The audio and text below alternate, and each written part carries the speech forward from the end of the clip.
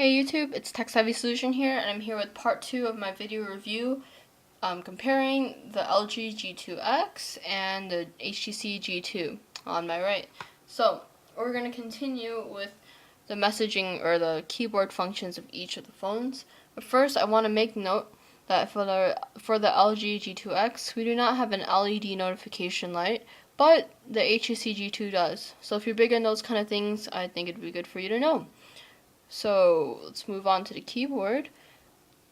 And for the LG G2X, we have the standard gingerbread Android keyboard, and it's fairly useful. So I'm just gonna type hello. Oh, hello, comma, because it's grammatically correct. My name is, oh, my bad. Tech Savvy Solution. And you notice that's already saved up here, which is pretty useful. And then we also, so that's pretty much it for the G2X, just the standard Android keyboard. For the G2, you also get the standard Android keyboard. However, if you flash a custom ROM, you can get other keyboards like the swipe. So we'll have swipe right here. So it's the same thing. Hello, comma, my name is, I don't know if that's Tech Savvy Solution stored here, but, and you can type like that. I don't know, you get the idea. Yeah, okay, fail. Anyways, my point being, I wanted to compare that this phone over here has a QWERTY keyboard, physical QWERTY keyboard, whereas the G2X is not. And for the G2X, you can also get swipe and other keyboards as well. It's not limited to the G2. But I want to say that the keyboard of the G2 is fairly comfortable. I mean, I'm pretty new to keyboard phones. Most of my keyboards have been on screen, but like, type's pretty fast. So I can be like, hello, my name is Tech Savvy Solution. Yeah, and there you go. It's fairly quick. And you also have shortcuts on the keyboard, like the menu. And then, where else? Yeah, you have shortcut buttons over here. However, on this ROM that I'm running, it's a custom ROM Maxdroid, but it does not support the function of shortcut keys, which is a little disappointing. But if you buy this phone out of the box, you of course have access to that feature. And I want to say, like, from before, like, it's pretty thin for a keyboard phone. Kind of heavy, but still pretty thin. I'm very happy. I mean, like, it's not like, I'm a girl, by the way, yeah. I'm a girl that knows her tech, but in my pocket, in my girl pockets, yeah, which aren't, like, huge, like, your guy pockets, which could carry, like, every single thing on the planet, but for, like, my skinny jeans pockets, like, it's, having this heavy of a phone doesn't, like, make that much of a difference, and it's still pretty small, so it's, like, I'm not complaining.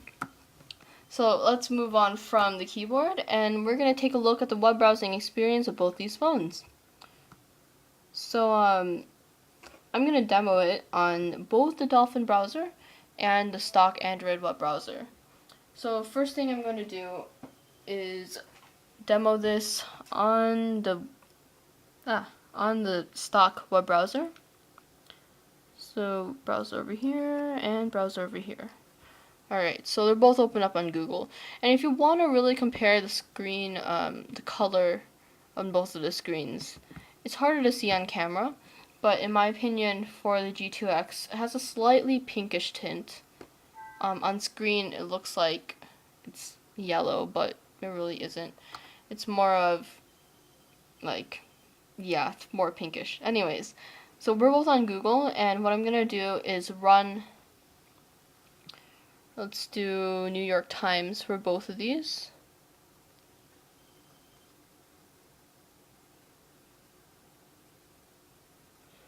Alright, so we have New York Times up here, and then I'm going to flip out my keyboard like that, and then do New York Times up here. And then, okay, so this one's in portrait, this one's in landscape, but this doesn't really make that much of a difference. Do it like this to be fair. Okay, so 3, 2, 1, go. Okay. just do this, and let's run it on the browser. Ready, go. And if you noticed, G2X with its dual-core processor came first, and the G2 second. So let's open up the full web page of both these phones. So right here and right here. Okay, so we're gonna open it. And if you notice, the G2 got a head start, but the G2X still beat it. Alright. So let's try it again with another website. So let's try Engadget. Right, Engadget over here. And then we have Engadget. Select all and type in Engadget. Alright. 3, 2, 1. And it was about a tie. I couldn't really tell. Although you guys probably would have. If you like pause the video and rewind second by second. So let's go on to the desktop on both of these sites, and yeah, I can't really pinch the zoom, but 3, 2, 1. Okay. Always happens. Let's see which one loads it up faster, and slightly faster in the G2X. And it's done. And G2 is over here. Yeah, it finished second, obviously. So both of my phones are running on my Wi-Fi network, so it's still pretty fast. I don't have 4G on these yet, although they are capable of doing so. So now that we're on Engadget, let's take a look at how they handle the actual web browsing experience. So let's take a look at the scrolling experience on the G2X, and it's pretty fluid and responsive. Same with the G2, although slightly ever so choppy, like slightly choppy. For pinch to zoom on the G2X, it's very smooth as well, and we can double tap to resize it, and double tap to zoom out. And we also have the zoom buttons on the bottom. Alright. For the G2, we also have pinch to zoom. Still fairly responsive, although I think it's not as fluid as the G2X. It always likes to have a bit of a jump to it. So for a double tap,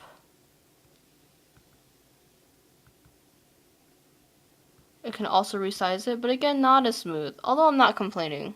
It's still pretty good. And of course, we also have the zoom in and then zoom out buttons on the bottom. Overall, I think both these phones handled such a intensive site as Engadget pretty well. So yeah, not complaining. Although if we were really get picky, G2X would win. But of course, that's still up to you to decide. After web browsing, I'm gonna run some more speed tests. So if we go on to, let's say, Quadrant Standard. Right, for both of these phones. First, actually I should close all the apps. Alright, so right now, if you're wondering, I'm using GoLauncher. Oh, okay. What? Won't disappear. Okay, anyways, I'm using GoLauncher for both of these phones, and I used to use ADW Launcher, and ADW Launcher is great, but I'm trying out this new launcher right here, and I think it's pretty cool. I like the widgets. And one more thing I want to note, I don't think you can see, but for the free memory on the G2X, we have about 203 megabytes. Whereas for the G2X, we have about 163. So it's both pretty good for both phones, but G2X is winning a bit. So let's go back to Quadrant. And we're going to run a full benchmark at the same time. And again, this one is overclocked just to 1 GHz, and this one is stock 1 GHz dual core. we're looking about it's fluctuating frames per second, but overall a higher frame rate here than on the G2. Colors are also a bit more vivid on the G2X than on the G2. And 97 on the G2X, which is versus the about 60 high 50s on the G2. But again, I think the white on the G2 is whiter than the G2X. So let's say yes for both of these phones. And if you notice, they both scored fairly well. For the G2X, not overclocked, but stock, it's running at 2,596. And for the G2, slightly lower at 2,171. Although I have heard if you overclock it even more than just 1 GHz, you can get it up to about 3,000 on the G2. You can also overclock on the G2X. I don't really know the specs for that. But yeah, so these are just rough estimates for the phones. Don't judge too heavily on those.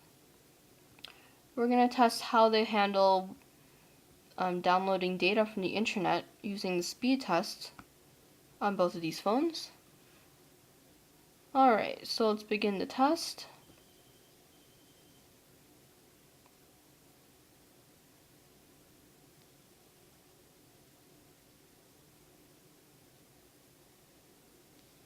Alright, so slightly faster on the G2X versus the G2.